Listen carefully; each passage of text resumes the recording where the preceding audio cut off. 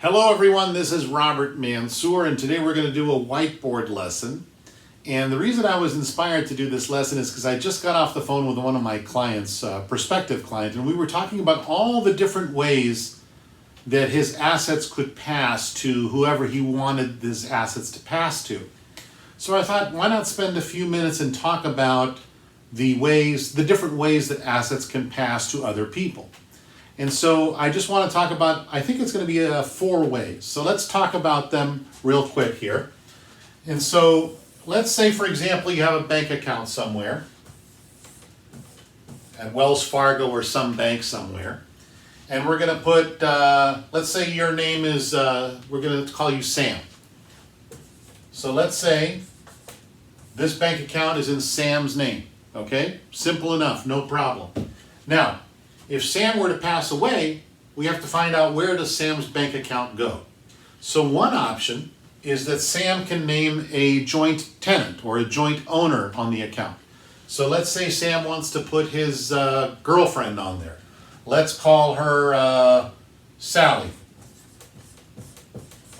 So now Sam is on the account and Sally's on the account. So how does this work? Well, if Sam passes away, Sally gets all the money. So Sam's children don't get any of the money. Sam's brother doesn't get any of the money. Sam's wife was going to be upset. Sam's mom, Sam's dad, they don't get any of the money. Frankly, if Sam is married and he puts his girlfriend on there as a joint owner on the account, she gets all the money. So joint ownership, that's how that works. So that's one way to do it. So let's talk about another way.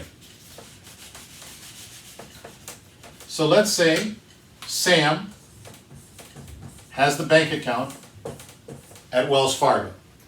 Let's say there's $140,000 in there. 140 grand in the bank account. So he could put a joint owner like we just said, or what he could do is he could go to the bank and he could say, hey, listen, I want to put beneficiaries on this account. What we call payable on death or transfer on death. So what he does is he goes to the bank and he talks to the teller and he says, I want this account, I want to name beneficiaries on this account.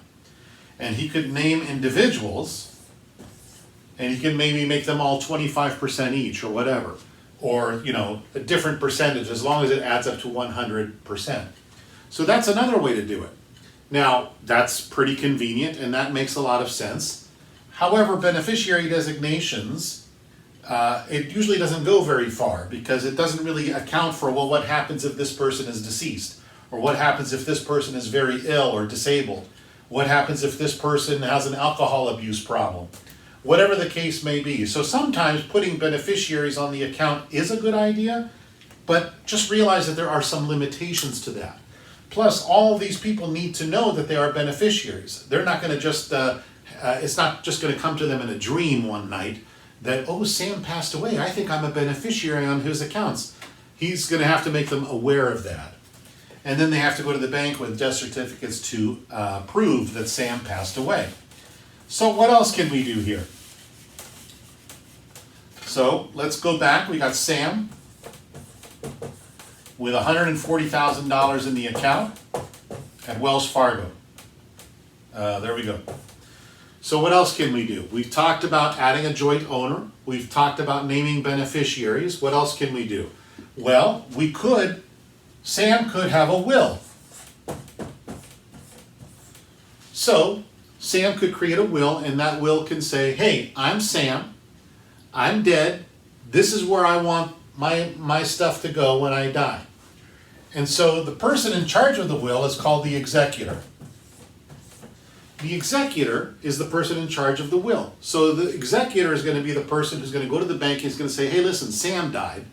We need to get to this $140,000. And the bank will say, well, who are you? And he'll say, I'm the executor of the will. They'll say, okay, we'll give you this money, but you need to prove to us that all of Sam's assets did not exceed 150 grand, which is the number in California now. That number is subject to change. But if the executor can say that the money, all of Sam's money, in his name alone, does not exceed $140,000, Sam's money will go to the executor, and the executor will distribute it according to the wishes as outlined in that will. The nice thing about the will is you can name who your beneficiaries are, how much they get. If that person is deceased, then it goes here. If that person has a drug problem, it goes here. You can be much more elaborate in a will than you can be with just simply putting beneficiaries on that account. So if the number exceeds 150 grand, if it's more than 150 grand, then the executor can still handle it, but now the executor has to go to court because the amount exceeds 150 grand. I'm not going to get too deep into this because it can get a little bit in the weeds. Just realize that a will is another way your assets can pass. It may or may not involve court intervention, but it is another tool available to you. Another thing you can do, and the last one we're going to talk about, is you can have Sam, and there's his bank account, okay? Sam can create a living trust. Living trust. A living trust is a legal document like a will, but it avoids the court system.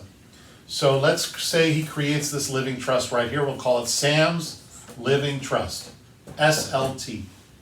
And what Sam does in his living trust is he says who gets what and how his assets will be distributed. He will also name somebody called a trustee to be in charge of his trust, okay, and distributing everything, and also managing things if Sam can't manage things on his own. But what Sam has to do is after he creates the living trust, he's got to put his bank account in that trust. He's got to put all of his other assets in that trust. If he owns a house, he's got to put it in the trust. Why? Because otherwise this is an empty vessel. So if you create a living trust, you've got to put stuff in that trust in order for the trust to be meaningful. Otherwise, you're going to have an empty vessel with nothing in it. So it is important to realize that there are many different roads to Rome. You could put a joint owner, which has its ups and its downs. You could name beneficiaries, which again has limitations, but it's sometimes a good idea. You can do things by way of a will, where your executor may or may not have to go to court and get involved. And it all depends on the amount of money you're talking about, the nature of the assets. If you have real estate, a few other things might lead you, I should say, to opt for a living trust as a better vehicle to transfer your assets to where you want them to go. So anyway, I hope you enjoyed this brief video about Sam and his bank account and how that's going to work. And I hope you found it helpful. Again, my name is Robert Mansour, and thank you for watching.